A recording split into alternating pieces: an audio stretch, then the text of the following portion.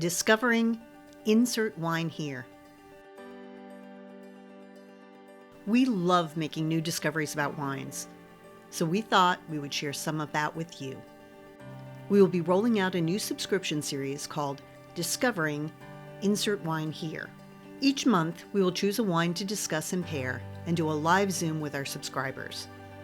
Now, when I say wine, we will keep this simple, but it will be something that you can find locally or order.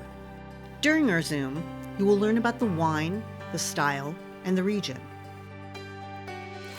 Then we will taste, pair, and share our thoughts. I'll finish with the recipe to show you how simple making the dish can be. If you can't join us live, we will share the recording so you can watch it later.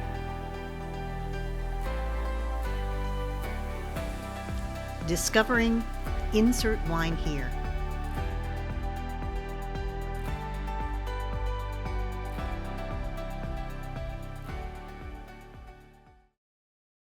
I get a little ginger on the wine that I've got, actually, and I've got a simple Dr. Lucen Riesling, 2023. So a pretty easy one. This was a grocery store pickup. So a fine quality wine, didn't have to be fancy, but Dr. Lucen is always a good brand and a easy brand to get to also. But I was getting some petrol off of mine as well, some ginger. It's jasmine, like the jasmine flower? Yeah. Yeah. That makes sense. That's about it. That's all my nose can take. Also wonderful how inexpensive these wines are. You can find all kinds of great wines in the $20 range. It's crazy. Yes, it's very true. I mean, it's always amazing to me. I mean, there's plenty of expensive wines out there, but to get a wine that is really enjoyable, you don't have to break the bank. All right, we're going on to the grazing board. So this was my grazing board, which I actually have a downscaled version of it tonight. But I hit Trader Joe's and the Smiths and did a bit of a shopping around for things. I went looking for Gorgonzola cheese because Gorgonzola cheese is a great pairing to go with Riesling. But I got to the Murray's cheese counter at the Smiths, and there was nobody there, and there was no cut Gorgonzola. And I was like, well, I don't need the whole wheel, that's for sure. So I looked, and they had a Cambozola there, and it was actually listed as coming from Germany. So it was imported from Germany. So I thought, well, with the Riesling, that would be a perfect pairing. So we picked up that. We did some red pear, some Parmesan Reggiano, some triple cream brie. Smoked salmon is always great to pair with Riesling. We got almonds and then sushi. Now, two types of restaurants that you'll go to. If you go to a Thai restaurant or a sushi restaurant, most of those places are going to have very extensive Riesling lists because Riesling wine goes very well with both Thai food and with sushi. With Thai food, one of the big reasons for that is that we know that Thai food can be very, very spicy, right? Sweetness is one of the things that helps to tone down spiciness. So the sweeter you can get a sweet Riesling at a Thai restaurant to go with some really spicy Thai food and help to kind of moderate that spiciness for you. It kind of helps to moderate with that. We also have honey, ham, some chev, goat cheese, which the tanginess goes really nicely with the acidity of Riesling. Green apple, because of course we get that on the nose. So if it smells like it, it probably pairs well with it. We also did some aged Gouda. And I find that any kind of cheese that has those crunchy little crystals in it, because when it's aged, that they go really well with Riesling. I picked up some dried pineapple at Trader Joe's, and I was amazed at how well it went with a Riesling. I really enjoyed that. So it's just those packets of dried pineapple they have there.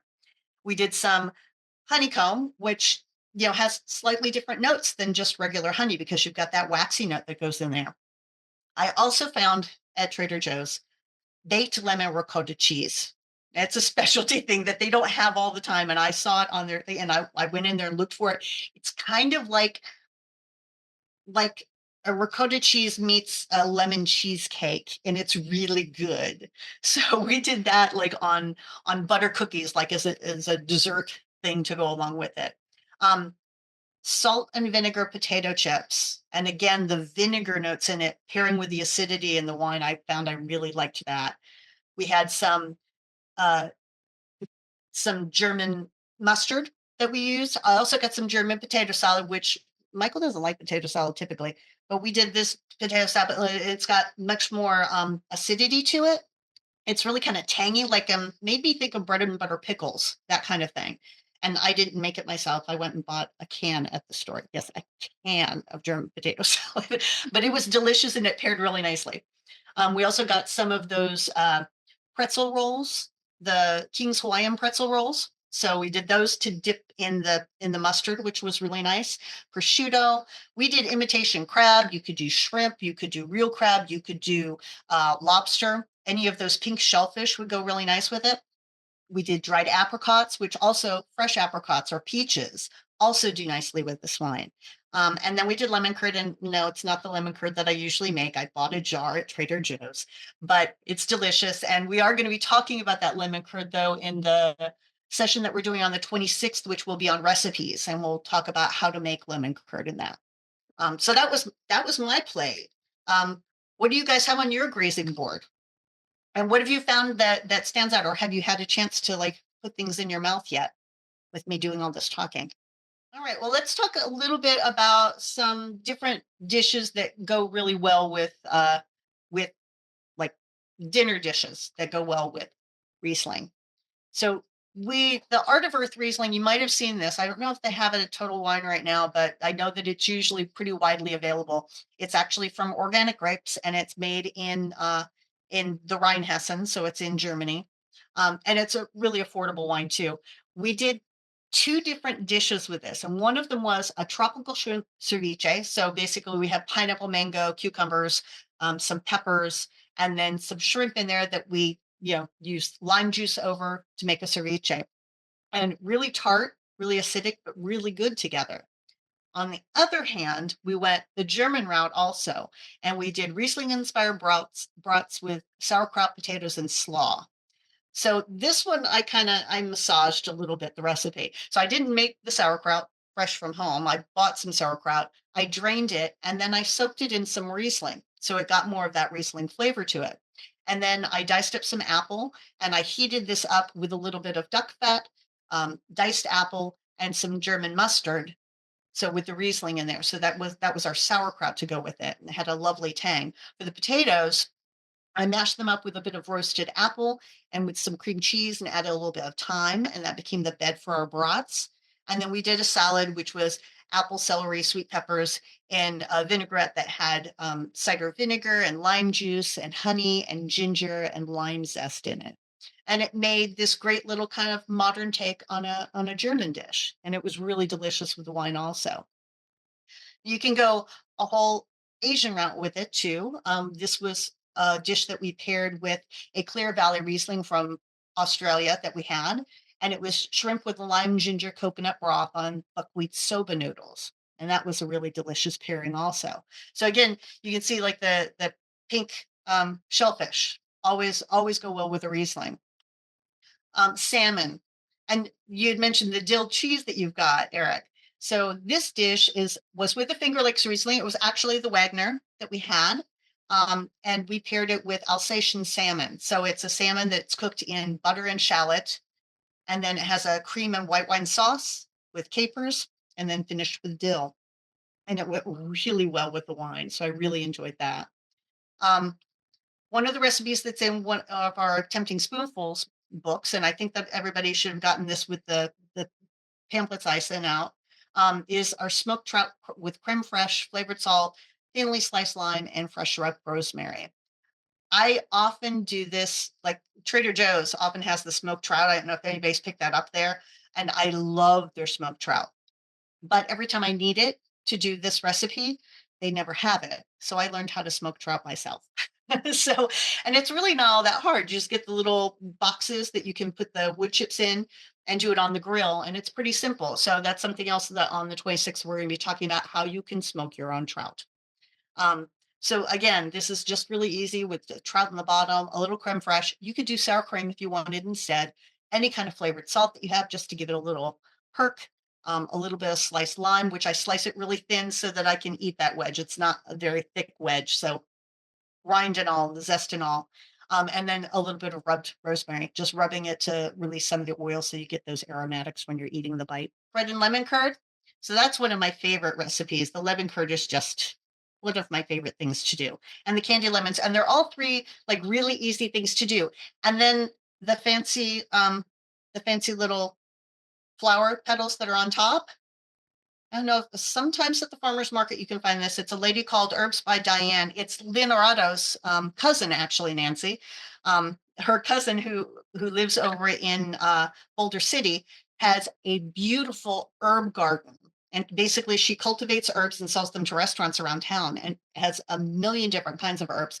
But she also does edible flowers. And she did these edible flower petals that she dried. So I've got a couple of jars of them that I can just sprinkle on things to make them look really, really pretty, which makes me pretty happy.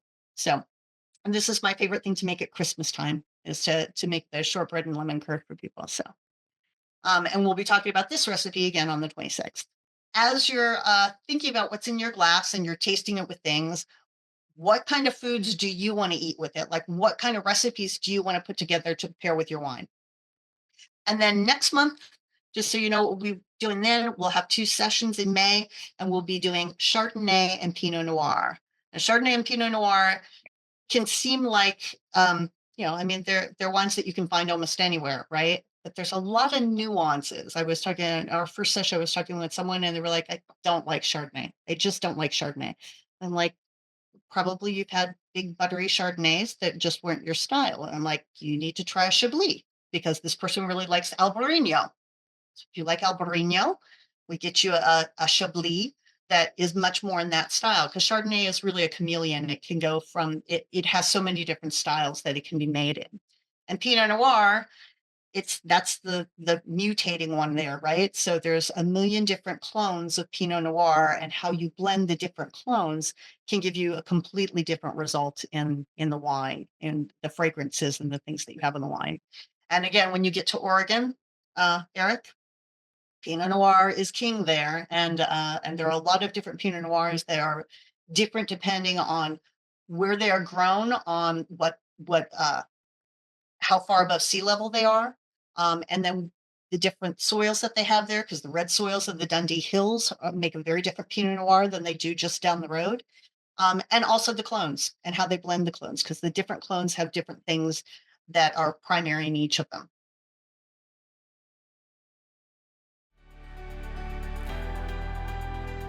As we are fine-tuning the subscription details for the next couple months, we invite you to join us for free.